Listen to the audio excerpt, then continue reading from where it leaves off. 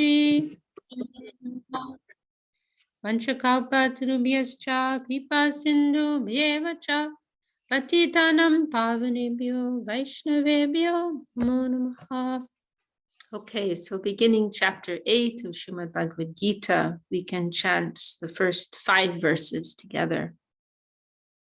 Arjuna uvacha kim tad brahma kim adhyatmam kim karma purushottama adibhutam cha kim proktam adidaivam kim uchyate adiyagya katam gotra dehesmin madhusudana prayana kale cha katam gyeyosi niyatatmamihi. Shri Bhagavan uvacha Aksharam paramam brahma svabhavo jatmamuchyate bhutabhavodbhavakaro isarga karma samgita adibhutam ksharo bhava purushascha nidaivatam adiyogyo hamevatra dehe deha britambara antakale chamameva smaran muktva kalevaram Ya prayati samadbhavam yati nasyacha samshayaha. And I see Evie has just joined us. Evie, I'm so sorry. Actually, it occurred to me that I gave you links. You were asking for links to our Tuesday meeting, but the link changed recently. So I don't know if you had trouble with getting in. No.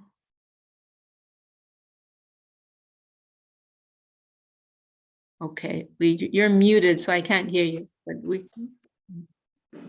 Hi. Yeah. Oh, sorry. I actually couldn't join on Tuesday. My work schedule is just a bit all over the place. Working in retail at Christmas time, so I couldn't actually join on Tuesday. Okay. But you could make it today in the end, so that's nice. Okay. All right. Okay. Well, sorry for interrupting the flow there. Chinmoy Prabhu, do you want to read those translations for the first 5 verses?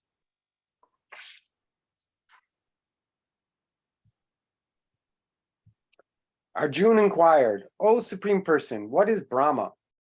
And what is the soul? What is action? And what is the worldly plane? What is the celestial plane? O Madhusudan, within the body, who is the agent of sacrifice, and how is he present? And how are you to be known by the self-controlled at the time of death? The Supreme Lord spoke thus. It is said that Brahma is the imperishable absolute, and the soul is the living being's own pure spiritual nature. By action is meant the creative force, or offerings by charity, sacrifice, and austerity, etc., to a demigod. Manifesting through the gross and subtle elements, the bodies of the human and other species of life. O Arjuna, best of beings, the worldly plane means that which is perishable, such as the body. The celestial plane is the collective universal form which encompasses and governs the demigods. And I am the Lord of sacrifice, present as a supersoul within the bodies of all living beings, as the sanctioner and rewarder of their actions, of sacrifices, etc. One who thinks of me at the time of death attains to my nature on departing this world. Of this there is no doubt.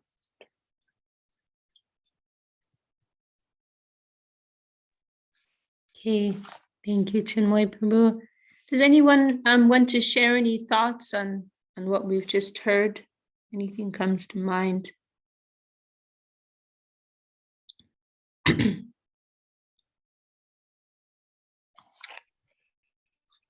Haribo. Yes, Dr. Jen. Hare Krishna. I'm walking. I dropped the car off for service. Walking home. The rain. It's very cold. Your sound is a little up Is and that down. better? Is that better? Yeah, I think so. I had my microphone inside the raincoat. Sorry.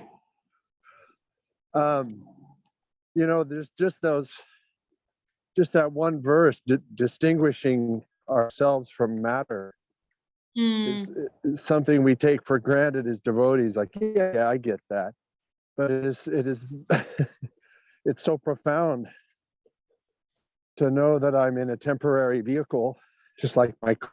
I just dropped it off. I'm not in it now, but but I still exist outside my car.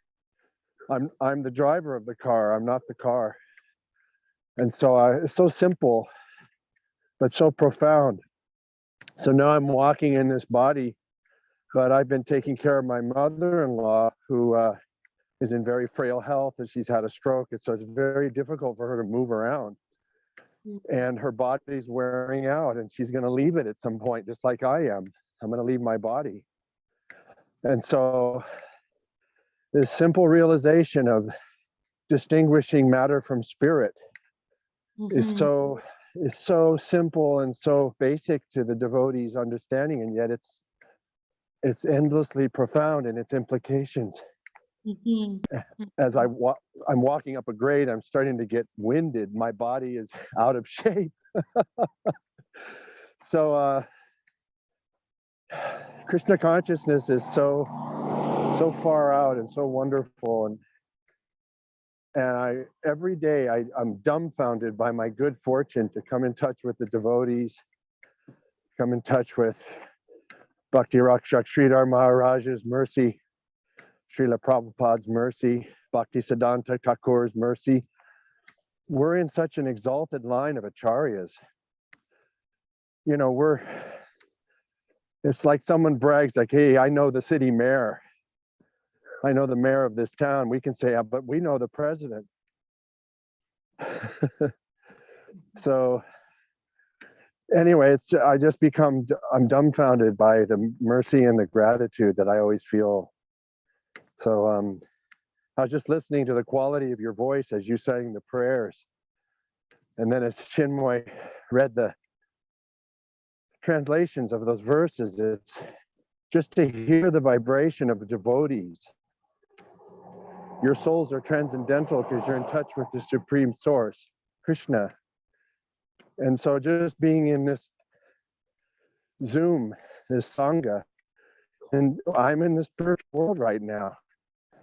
All these cars are zipping by me, but I'm not, I'm here, but my body's here, almost like a submarine is underneath the ocean, but the periscope is up in the dry air, seeing things. So my body is like a submarine, but my consciousness is the periscope. Like I'm up in the spiritual world right now. So thank you so much. I'm just like completely, like here but not here. I'm in the world but not of the world. I remember one devotee was walking with Prabhupada in New York in the 60s during a garbage truck strike. And so the trash, the refuse was piling up on the sidewalks, and there was this awful stench. And someone said, oh, God, it stinks so bad. And Prabhupada stopped and looked and goes, actually, it is quite pleasant. Like he didn't even care. So anyway, bye, Hare Krishna. Thank you, Vishaka. Very nice, Bhakti Jim. It sounds like you're having this existential moment there. And you're like kind of also you're like living like these verses that we're just hearing. You're living that. I that. This is my imitation. This is my imitation of Chintamani. Harimo!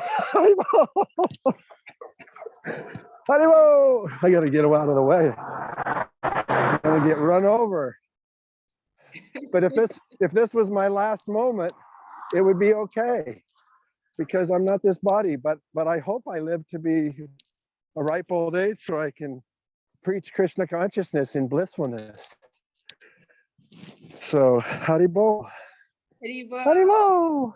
Haribo. Jai. Jai. Well, very nice to hear from our friend Bhakti Jim. And I had a similar thought, to what he was expressing, that just we're hearing in these verses this awareness, right, in our environment of the distinctions between the soul within, the Atma, sorry, this distinction between the body, the soul, Atma, then Paramatma, the supreme spirit, the all encompassing Brahman spirit that's behind everything. There's this awareness that's being described here, which is a symptom of Sukriti, which is a symptom of divine grace. This type of awareness comes as a result of grace, because normally in this world, we're living, just taking everything for granted, right? We're in these bodies, we're in this physical world, and we're just navigating this world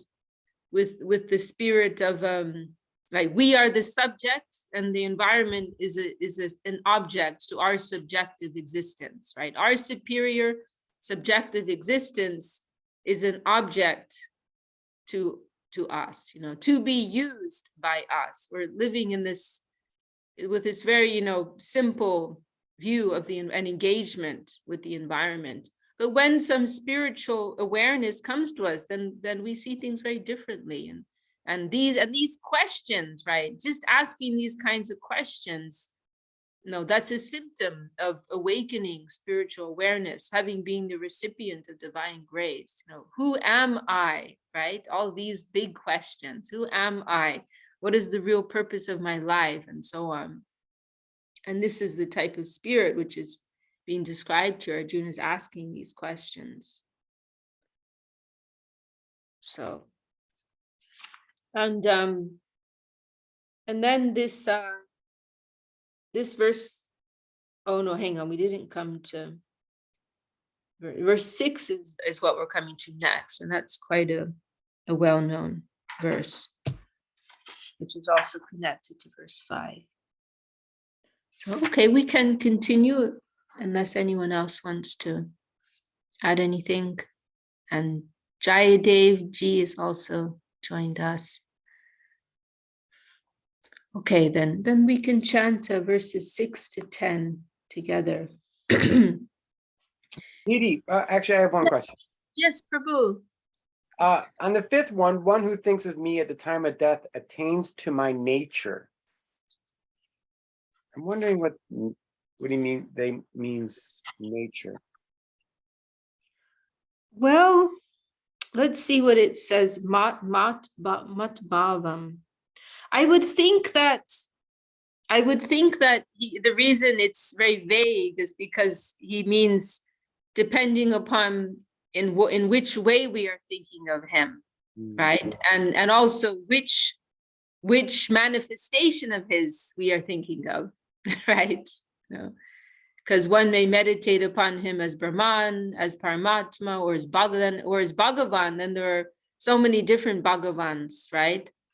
And then, there's so many Narayan avatars, there's Ramachandra, and then there's also different Krishnas. And then even if you're meditating upon like the original Krishna, in what type of mood, right? In what type of relationship? Is it in a mood of love? And if so, what type of love, right? The mood of a servant, mood of a friend, mood of a lover, and so on. And then there's also the possibility that you're meditating on his, Vrindavan form, but in another type of mood, which will yield another result. Like there's this verse in Srimad Bhagavatam, which is quoted by our gurus sometimes. It's actually cited in Chaitanya Charitamrita, saying that persons who meditate upon Krishna in different moods will achieve a destination dependent upon that. And it mentions even the example of fear, like Kamsa, right? So Kamsa, who's this demonic king, also Krishna's uncle, he's utterly, terrified of Krishna, hateful towards Krishna. But how great is the Lord, and how merciful is he that even that gives him a type of promotion, even though he's meditating upon him in fear and hates, he's still meditating upon Krishna. He's still Krishna conscious. I mean, it's just incredible, how loving, how merciful is the Lord. So the exact, destination, the exact type of attainment in relation to Krishna will be dependent upon the nature of one's meditation. So I would think that's why it's a little broad, the word used here. And I see Gangalila has her hand raised.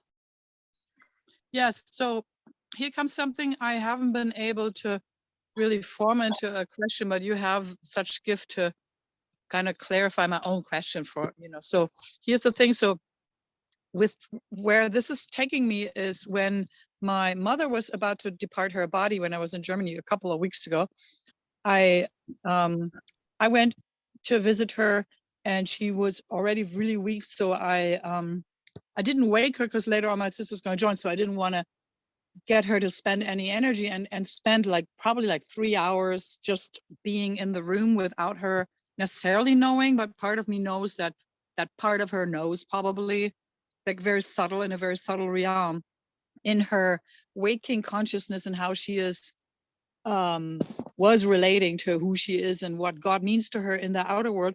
We did not have that agreement. She's not Krishna conscious and she is not against it, but that's not how it went for her. It wasn't like that. So I don't know how to make that a question now, or maybe just something I'm noticing is that I'm respecting that. So in the wakeful state, there wasn't really much opportunity for me to speak Krishna conscious, but God and going back to Godhead when you leave your body in that realm, that kind of went okay, but it wasn't, my mother wouldn't jump on it, but I feel like there is consideration. But what I'm getting at is what I did was I sit there and I chant. And I know on the subtle level that's helpful. Is that really something what can actually, for example, move somebody like my mother into a better chance of, I don't know. Please help me to figure out my question. Mm-hmm. Well, you see, one thing we always have to remember in Krishna consciousness is that it's really like the essence of Krishna consciousness, and what also you could say distinguishes it from practically everything else is that it's essentially about conscious heart cultivation, right? It's it's not about do this and do that and expect this result. It's not about ritual. It's far beyond ritualistic practices of religion. So the essence of it all is that we want it. That's Krishna consciousness, you could say, is actually about one's desire to make Krishna happy, to make Guru happy. Like that's essentially what it is. So like this idea sometimes we have of finding loopholes and do this and do that to get this result. That doesn't really work in Krishna consciousness. And even Gurudev, like for example, we have this custom, they call them Shraddha ceremonies, right? When somebody has departed, then there are these rituals, especially sacrifices that you perform, fire yajna that you perform to benefit the departed soul. And generally in our mod, we're not so into fire sacrifice, but we on a few very rare occasions, I saw that it was done in our mod. But generally what we do when somebody passes is we do like a kind of token shraddha, where we take a picture of the departed person and we offer Mahaprasad to them, make some prayer for them, like that. But our Gurudev actually meant, and when I was staying in Navadvip, this was going on quite regularly.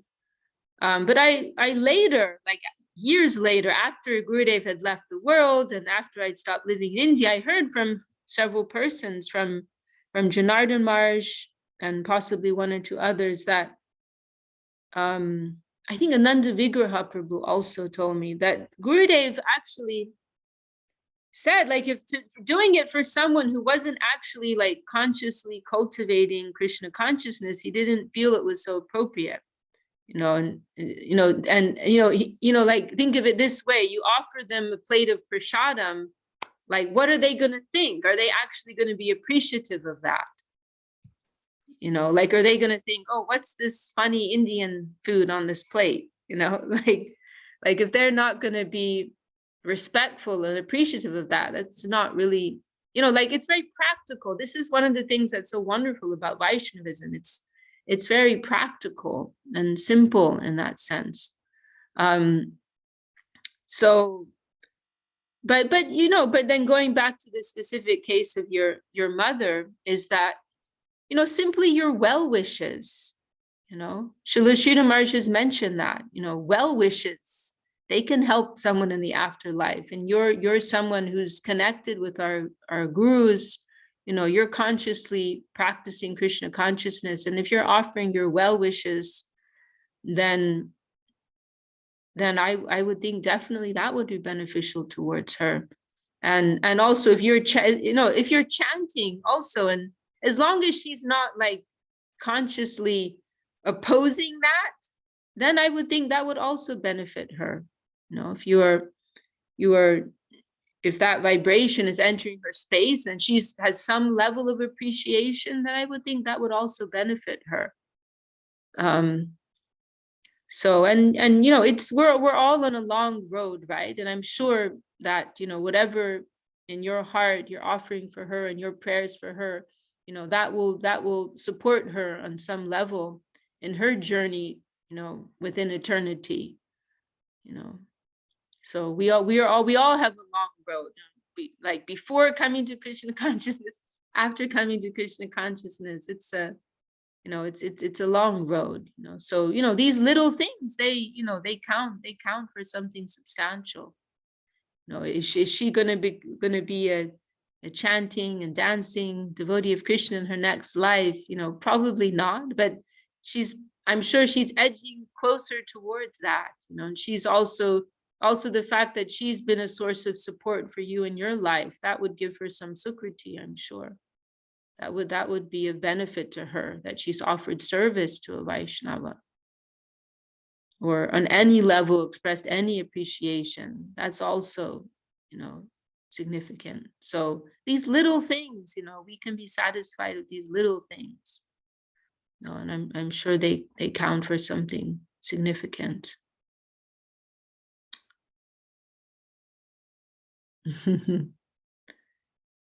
And Scarlett has her hand raised. Yes. The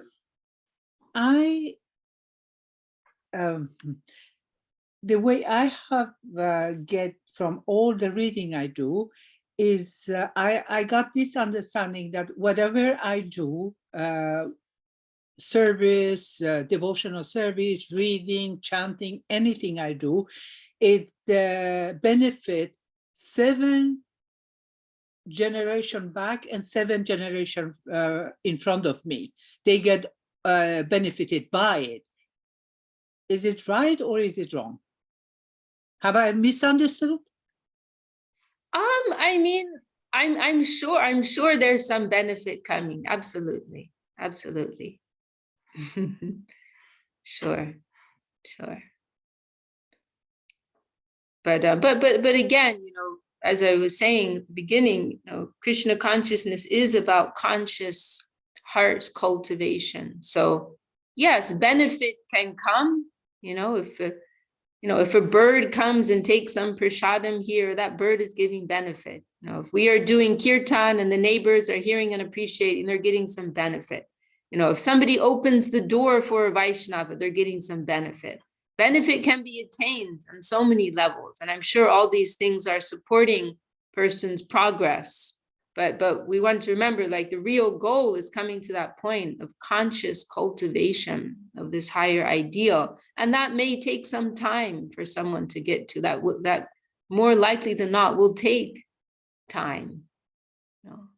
So, this is something we have to remember when we're coming to the realm of Krishna consciousness. There's this shift that takes place. It's no longer about checking your boxes, but it's about how much hunger do I hold in my heart for this? It's a different ball game. The rules change here. Rules change here.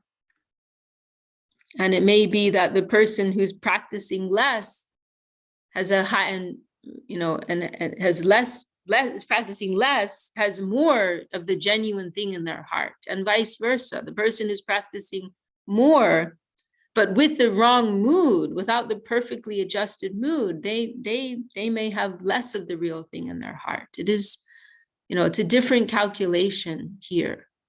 So that's something that we have to remember. Of course, I can understand if you have that intention to do that for this intention, I can understand that it's not right. But when I read it and when I heard it, I have already started everything that I do now. I have not changed doing it more or less for it. But I got to hear that when you do it, it clears 7 generations back and 7 generations in front of, clears the karma. That I got read even in some purport. That's why it's not, I don't mean that you have to do it in that condition. I don't mean that. Of course, that is wrong. But without knowing it and doing it, that I don't understand if it's wrong or right or what. Well, I mean, just taking what you've just said, clearing the karma.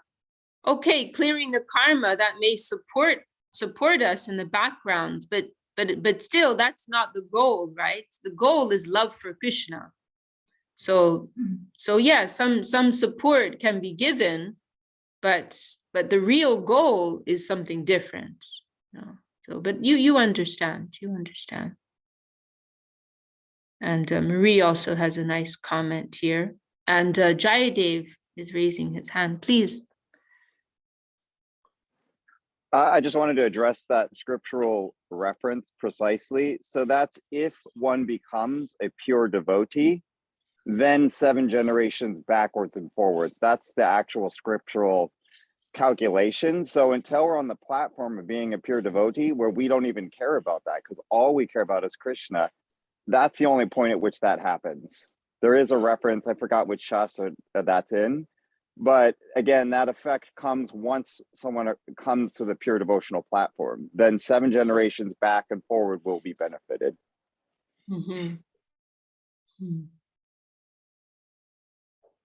Okay, thank you, Jayadev. And he's also mentioning here, it's in Srimad Bhagavatam. Chintamani mentioned that, and yeah, that is where it is. Okay. Wait, hang on. We have Chintamani and Jayadev, and we also have Jayadev. Okay, it's changed now, Chintamani.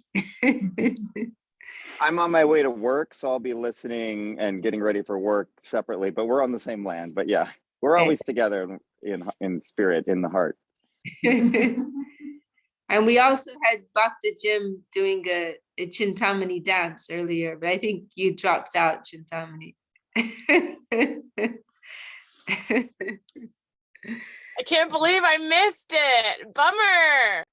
I'll have to catch the replay. Oh, and there's Ollie on Jayadev's camera. Hare Krishna. Hope my internet's better now. I got my laptop on. Okay. And welcome to Ramananda Prabhu in San Jose has also just joined us. Dandavas Vishaka Didi, Dandavas all the devotees. Yeah. Dandavat.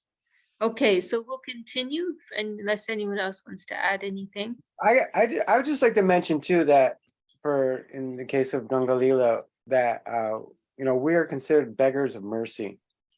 And so really, if we want to pray for one thing, it should be the mercy of the Lord. And I think we could also do that for others. Pray that the Lord will be merciful to them. So, that time when it comes for everybody, we can always just pray that, please, Lord, be merciful. Thank you so much. That's so sweet. And, Vishaka Didi, I got a lot out of this. Thank you for being persistent about it's the conscious thing. So no matter how many loving Krishna, trying to be Krishna, practicing Krishna consciousness daughters chant around you at your time of death, if you're not choosing to be Krishna conscious, that's still another thing. And for me, it actually brings it all back to me, like, okay, what I am the one who is trying to wake up. So yeah, thanks for bringing that back over here. And thank you, Hare Krishna. Well, that's a nice point too, Ganglila, and yes, I mean, another thing is that when I face these kinds of situations, it is a reflection I have that ultimately the best way we can help anyone is by becoming a better version of ourselves, right? And the more that we become Krishna conscious ourselves and demonstrate the beauty and the glory of what this is, the more we will naturally inspire other people.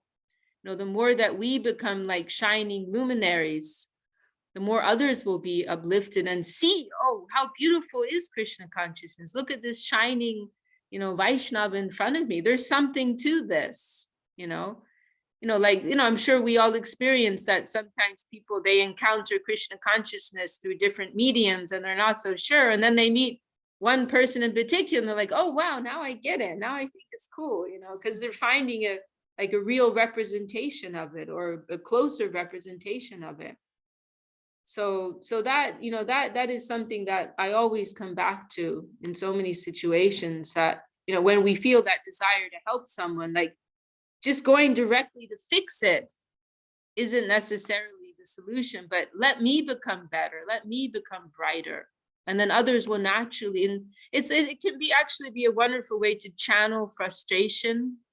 Like when we see different problems within the society or with others, and we feel frustrated, oh, this person is stuck with this issue or this situation is going on. And we also recognize our own limitations, right? That we can't do anything to solve the issue at the same time. Then I find this to be a very healthy way to channel that frustration in a progressive way. Like, oh, let me learn from this and improve myself, and thereby, naturally become a source of inspiration for others to organically change, themselves without me having to verbalize that, because, that's another thing, really in Krishna consciousness, the idea is that we are naturally inspired to grow and improve, not because others are, we're not being given, not that we're being given crutches, right? Or aids to do that, but that we eagerly want to step up and improve ourselves. And the way that's how I saw Gurudev, Srila Govinda Maharaj. That was primarily how he operated. He would be reluctant, generally to give direct instruction, but he wanted to inspire us to volunteer, to step forward, to grow, to be better, to be brighter. Because that, again, that's coming back to the main point, that that's what Krishna consciousness is essentially about. Did Jayadev have something else to say, or maybe his hand was, he just didn't put it. His hand is down. Okay, saying No, okay. he does it. Okay. All right. And yes, and thank you, Chinmoy. That's very beautiful what you said, and I also think that if we can have that type of heart where we want everyone to receive mercy, that's a very healthy place to be. It's a reflection I have sometimes that, even if, let's say, for example, in the case of someone who's perhaps given us a difficult time and we don't have such good relationships with, if we can still feel in our heart, I wish mercy for that soul, then I think that's the symptom that we're in a healthy place. That's a very good place to be in our spiritual lives. That even if we've had negative interaction with someone, we're wishing mercy, that they may have mercy. Maybe they cannot appreciate us, but we're praying that they can receive the mercy of the Lord. It's a beautiful, beautiful place to be, As you said, we are beggars of mercy. We are beggars of mercy, and we We want that mercy for ourselves and for others as well. And the Lord will also be more merciful upon us if we're wishing mercy for others. That's another point. Okay. So should we chant a few more verses then? So 6 to 10. And then maybe Chintamani, you can read the translations afterwards. Yam yam vapi smaram bhavam tyajadyante kalevaram tam tame vaiti kunteya saratar bhava bhavitaha tasmat sarveshu kaleshu mamanusmada yudyacha mayarpita manobundir mame vaishyasya samshayaha abhyasa yoga yuktena chetasa nanyagamina paramam purusham divyam yati partanu chintayam kavim puranam manushashitaram anoraniyam sam anusmaredyaha sarvasya dataram machincharupam adityavarnam tamasa parastat prayana kale manasa chalena bhaktya yukto yoga balena chaiva bhuvormaje pranama vesha samyak satambaram purusham upaiti divyam. Translation. One who thinks of me at the time of death attains to my nature on departing this world. Of this there is no doubt. O son of Kunti, one who has always thought of a particular object will remember it and attain to it after leaving the body. Therefore, always remembering me, fight, as it is your natural duty. Thus, dedicating your mind and intelligence to me, you will reach me. Of this, there is no doubt. O Partha, the yogi who practices meditation with an undeviating mind, always thinking of the effulgent Supreme Person, reaches him. He, the Supreme Person, is the all-knowing, beginningless, merciful teacher of devotion unto himself.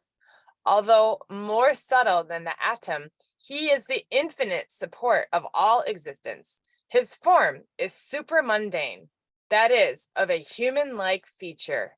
Yet, he is self-illuminating and all-illuminating, like the sun.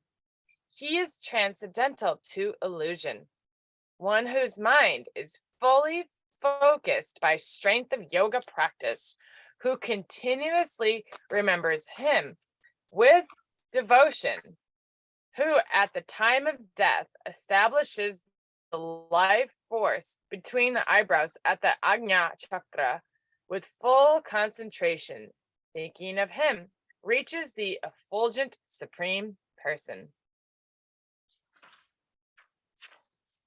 Okay, thank you, Chintamani. And does anyone want to share any thoughts on these verses we've just heard?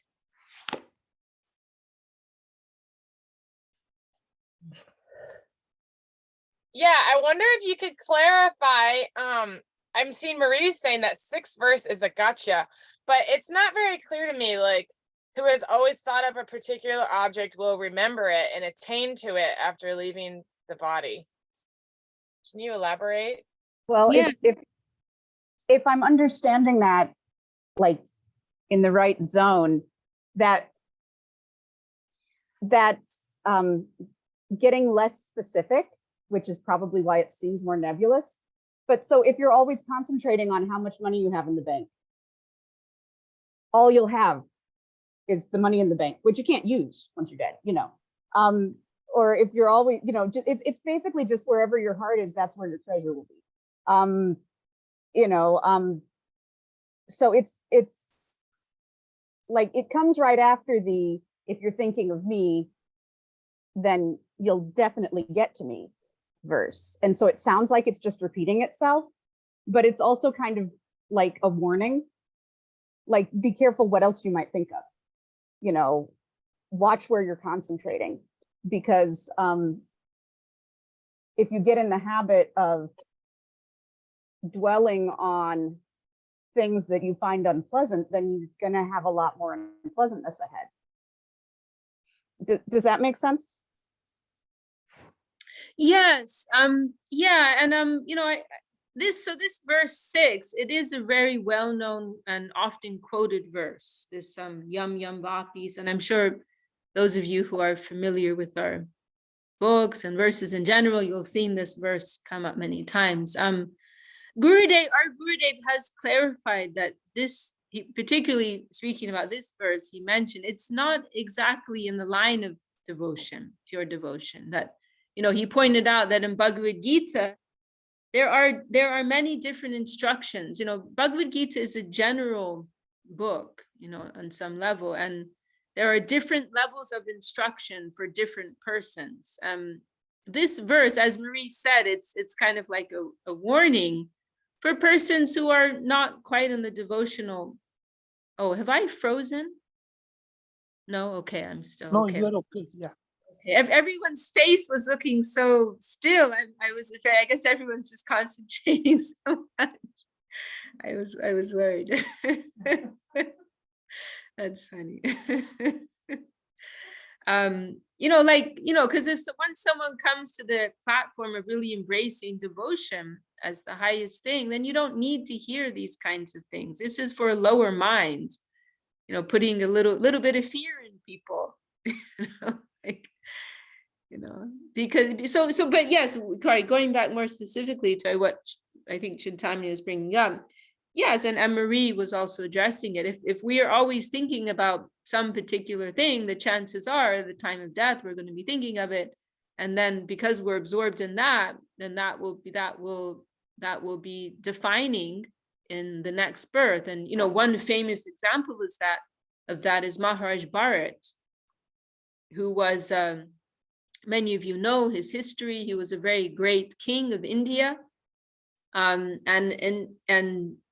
at a certain point in his life, I don't think he had even reached such an old age, but he gave up his opulent kingly life to live in the forest. You know, it actually uses the analogy of like somebody passes stool, you know, and flushes it away. With that type of spirit, he renounced his opulent life as a king. You know, so with such a great degree of detachment, he walked away from everything, his wealth, his wives, power, everything, and he went to live this simple life in the forest. But then what happened? He becomes overly attached to a baby deer who had lost its parents. And then at his time of death, he's thinking about this baby deer. So he has to take birth as a deer in his next life, you know. So this is one well-known example. So, you know, these verses, they're kind of, you know, poking at you a little bit, like, you know, think about your future. You know, if you think about me, you'll come to me. You know, so try to cultivate your spiritual life. You know, that's the mood that's here in this verse. But you know, but see, the bhaktas, they're in a different category. You know, they're in a different category. And as I like one expression that Goswami Maharaj makes sometimes, that you won't get Krishna consciousness on a technicality, and you won't lose it on a technicality. You know, so it's like someone's been practicing Krishna consciousness their whole life, and then let's say they die in an accident, and they're thinking about, I don't know, they're thinking about pizza or whatever, you know, or they die in their sleep and they're dreaming about some random thing, you know, and then, oh no, I screwed up, you know, I'm gonna have to take birth as a tomato or whatever, you know. It doesn't exactly work like that, you know. And you know, Srila Sridhar Maharaj, he's mentioned that you know, those who are approaching the nirguna plane, the eternal currents, beyond the saguna plane, beyond the plane of these temporary modes of material nature. They're not within the jurisdiction of Yamaraj, right? Yamaraj is the superintendent of death, who's we hear how there's kind of like a court hearing. There's one place Srila Sridhar Maharaj gives a description like this: when somebody leaves their body, there's a kind of court hearing, and there's an assessment of all the bad things they did and all the good things they did, and there will be a decision of how much, where and how long they'll be burning off their good karma, and where and how long they'll be burning off their bad karma. There will be a period of bail also. He's given this kind of description, but he says those who've made a connection with the Sadguru, okay, Gangalila. Those who have made a connection with the Sadguru, with the pure Guru who's connected to the eternal current of truth, they're in a different category. They're in the jurisdiction of Yogamaya. The Lord's they're not in the jurisdiction of Mahamaya, but in the jurisdiction of Yogamaya, the Lord's internal energy. And so of course, that doesn't mean that they can just jump to Goloka Vrindavan in the spiritual sky, but things will be arranged for them so that in their next life, they can pick up where they left off in a supportive environment. And that was also was it mentioned earlier? Does it come up later? I can't remember, but it's mentioned elsewhere, and someone else, maybe Chinmoy, can say exactly, or Jayadev can say where. But there's that famous verse, right, where Arjuna is voicing this doubt, and Krishna says, don't worry, it's all going to be taken care of. We'll make sure you take birth in the home of pious persons, who can support your continued progress in Krishna consciousness. So yeah, see, these, we have to remember when we come across these types of statements, that's not what this is about. Like, we're not practicing Krishna consciousness because we have the fear of death in us. We're not practicing Krishna consciousness because we have the fear of God in us or anything. We're practicing Krishna consciousness because we want to love Krishna. We want to love Mahaprabhu. We want to love our gurus. We want to love the Vaishnava because it's so beautiful. That's why we're doing this. That's what it's about. And so these types of statements, we want to take with a pinch of salt. These are instructions to a lower minded person on the path, but that's not why we've, as Srila Sridhar Maharaj says in one place, we've all come out of our respective caves, and we've joined the Krishna consciousness boat. It's not for this, but because it's beautiful and it's attractive and there's just nothing better to do. That's why we're here. That's why we signed up for this. Scarlett has her hand raised. Yes. I remember I asked a question on the chat once, but I didn't get any answer about it. I'm sorry. I don't always see the chat. No, it's okay. What I want to know, it's Vaishnava. You say very much Vaishnava is Vaishnava. Is it different between the branches of Vaishnava, different teaching, different idea, different understanding of the scripture from the Vaishnava to other Vaishnava, or how is it? Is it all of Vaishnavas thinking same, seeing the same, translated? Is it the same? How is it? Just a question. Scarlett, I just love how you always bring out these big questions in the last few moments of the meeting. It's like 2 minutes left. Can you tell me what's the meaning of life? Please forgive me. Please forgive me. Please forgive me. Yeah, this is a Tuesday, and I only saw your question just like now before the meeting, that you sent it to me. That because I don't check that message box very often. Better is to use the normal messenger or to WhatsApp but I just saw it like an hour ago, and we'll discuss it on Tuesday for sure. It's a great question. And Yeah, actually, in fact, on a few days ago in Soquel with our new friend Rama Sarup, we had the whole whiteboard session, and I wish we'd recorded it. It was wonderful. I opened up Zoom and used the whiteboard on Zoom, and we were discussing this point about the different Vaishnava lineages, and where we fit in and all that, you know, in an encyclopedia type of way, you know. So yeah, we can discuss that Tuesday. But in gist, yes, you are correct. Technically speaking, we're not Vaishnava. You would say more that we are Karshna, which means devotee of Krishna, or actually more specifically, we're not Karshna, we're Gaudiya. You know, there's one explanation of Srila Saraswati Thakur where he explains, you know, Vaishnava is derived from Vishnu, who worships Vishnu, and then Karshna means who worships Krishna, and then Gaudiya is referring to those who are worshippers of Radharani in the line of Lalita Devi,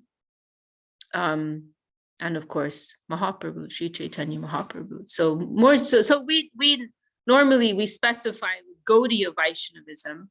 We use, you know, some of these terms, they just take on their own lives, right? So Vaishnava, you know, it's almost just synonymous with you know, we use it to indicate a devotee of Krishna. We use it to mean a saintly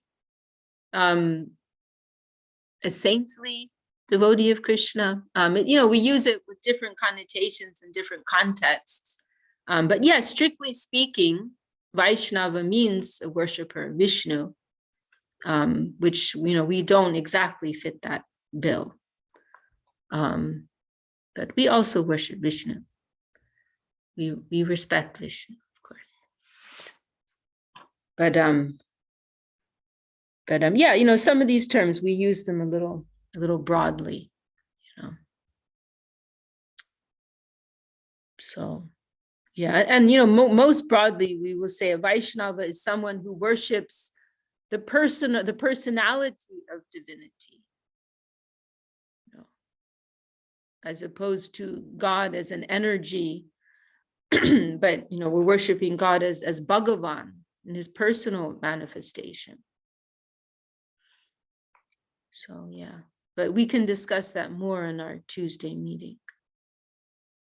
Yeah. Well, we're just about coming to the end. Does anyone have any final comments before we? Didi, I just always like think of the when we talk about this death and upcoming death thing. I always just heard not recently, but a couple of years back, the shloka from Kulakshekar in the Prapadam Jivanrita, which I really like a lot. You know that one? Yes, yes. Lord, take me now. I'm thinking about you. Take me now. Because at my time of death, I might be, you know, in bad health and all these other, how will I remember you? So take me now. That's a very beautiful verse. I'm trying to remember the Sanskrit. What's that? Very beautiful. I can't remember. I don't know if anyone can remember. There's Krishna Tvadiya Pada Pankaja. That's it. Krishna Tvadiya Pada Pankaja Panjaranta. Yes, it begins like that. There's a recording of Srila Swami Maharaj Prabhupada chanting that verse. He loved that verse very much. But yes, that's a very nice and beautiful devotional sentiment. Like, please, my Lord, just take me now while I'm remembering you, because at the time of death, and he references these different, like according to Ayurveda, these different elements in the body, you know, kapha, vata, pitta, you know, this, you know, phlegm, air, and what's the other one? Fire, right? Bile, right? You see, like at the time of death, these things are going to consume me. I'm just going to be absorbed in these bodily functions. And so please just take me now, Lord. And it's coming, you know, not from a place of fear, but out of a feeling of love and attachment. And I want to be able to remember you and be with you. And so, yes, that's a very nice thought. And thank you all for your kind comments here in the chat. So, well, it's been a wonderful meeting as always, and very good company. Our Gangalila, she has had to leave early. So Chintamani, Devidasi, do you want to pray us out? Do you want to conclude our meeting for today? Dandavat Vishaka Didi, thank you so much for your loving guidance in studying Bhagavad Gita together.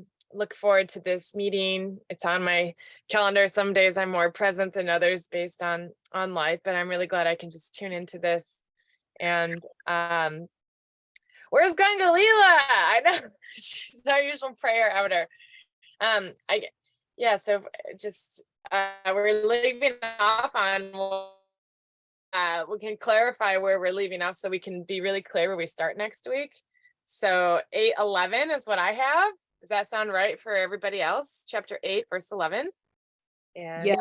Well, I mean, we went through verse 6. I think we got stopped on 6. Right? Oh yeah, you're right. Right. We didn't actually finish covering. We chanted the verses, but we didn't actually discuss.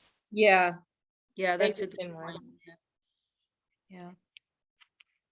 Thank you so much, Vishaka Didi. Vishaka Didi ki jai. Shri Bhakti Sindhu Govinda Dev Goswami Maharaj ki jai.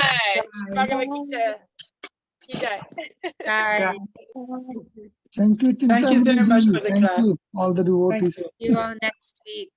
Jai Gurudev. Dandavas Vishaka Didi, Dandavas everybody. That's very beautiful, sweet. Thank you. Dandavad. You have to